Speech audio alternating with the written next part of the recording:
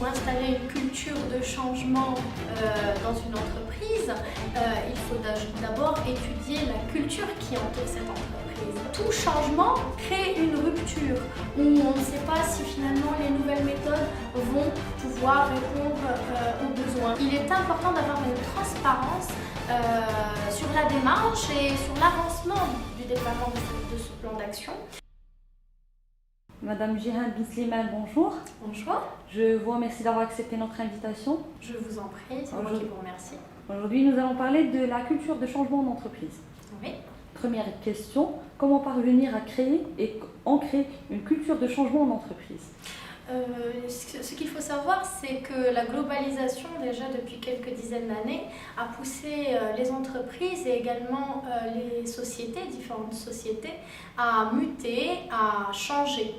Le changement en entreprise se fait plus particulièrement face à la concurrence et à la complexification des besoins. Une entreprise, pour qu'elle puisse faire face à ce nouvel environnement, doit être flexible et savoir conduire un changement en interne.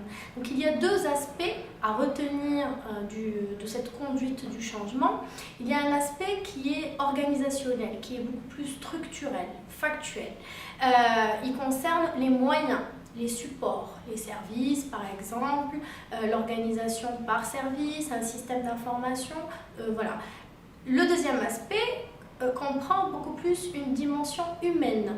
C'est ce qu'on appelle plus communément l'accompagnement du changement.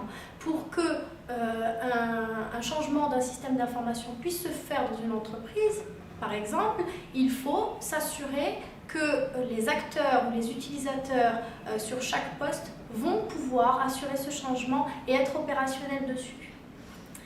Concernant la conduite du changement, il faut absolument qu'il y ait une communication, qu'il y ait des actions de formation et un accompagnement, que ce soit de l'humain, des individus, managers comme salariés, collaborateurs et peut-être parfois même clients, fournisseurs, avec la partie structurelle. Il faut que ce soit fait simultanément. Quelles sont les limites de cette culture? Alors, ce qu'il faut savoir, c'est que pour installer une culture de changement dans une entreprise, il faut d'abord étudier la culture qui entoure cette entreprise, donc qui fait partie de l'environnement. La culture que nous avons au Maroc aujourd'hui nous permet d'avoir une richesse en termes de coutumes, de traditions, de valeurs que nous vivons au jour le jour dans la population. Par contre, nous héritons également, et ce depuis l'indépendance, de certaines habitudes, certaines mauvaises habitudes qui mettent en place une résistance dans le changement qui se fait actuellement de manière macroéconomique comme de manière micro dans les entreprises. C'est naturel, je dirais, parce que l'homme, dans tous les cas, de manière générale, l'homme ou la femme, ont peur de l'inconnu, a peur de l'obscurité. Donc tout changement crée une rupture où on ne sait pas si finalement les nouvelles méthodes vont pouvoir répondre aux besoins, s'ils vont apporter des résultats. Donc pour pouvoir accompagner cette culture du changement en entreprise, il faut qu'il y ait, j'ai envie de dire, de l'assurance et de la communication pour pouvoir rassurer l'homme, donc l'individu, et pouvoir avancer pour avoir des résultats. Pour que chacun, et c'est ce que je conseille d'ailleurs aux futurs cadres ou aux futurs salariés qui sont encore dans les écoles et dans les différentes universités, pour que chacun puisse s'adapter et être moins résistant face à ce changement dans n'importe quel secteur d'activité, dans n'importe quelle entreprise, il faut apporter du mouvement, il faut être habitué à être mobile, il faut changer de poste. Il faut changer d'environnement. Plus un salarié changera de poste, même dans la même structure en interne, ou changera de responsabilité, d'environnement, de milieu, plus il sera capable de faire face au changement lorsque cela lui est demandé par le management. Quels sont donc les éléments clés pour réussir ce processus? Alors, ce qu'il faut faire dans un premier temps, c'est surtout s'attarder sur un diagnostic. Ce diagnostic doit être pertinent puisqu'il représente vraiment la colonne vertébrale de toute la démarche de conduite du changement. Ensuite, il faut identifier certains leviers. C'est les leviers qui peuvent venir changer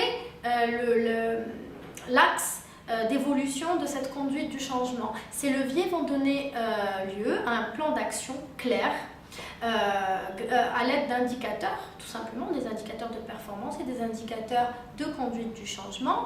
Ensuite, dans le déploiement, il est important de prévoir une évaluation. Alors l'évaluation comprend l'évaluation de chaque individu sous forme d'un plan d'action personnel.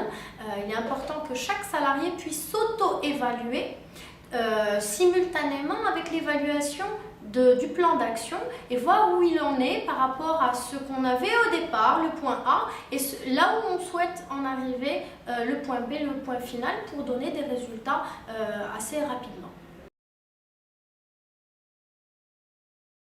J'ai des conseils pour les jeunes et puis j'ai également des conseils pour les dirigeants en entreprise qui souhaitent mettre en place cette démarche. Tout d'abord, montrer qu'ils sont mobilisateurs, qu'ils sont motivés à l'idée de ce changement, passer un temps à diagnostiquer réellement, ne pas hésiter à faire appel à des organismes externes qui sont spécialisés pour les épauler ou donner la responsabilité à certains acteurs en interne qui prendront en charge le déploiement de cette démarche de A à Z. Ensuite, il est important d'avoir une transparence sur la démarche et sur l'avancement du déploiement de ce plan d'action, donc communiquer un maximum.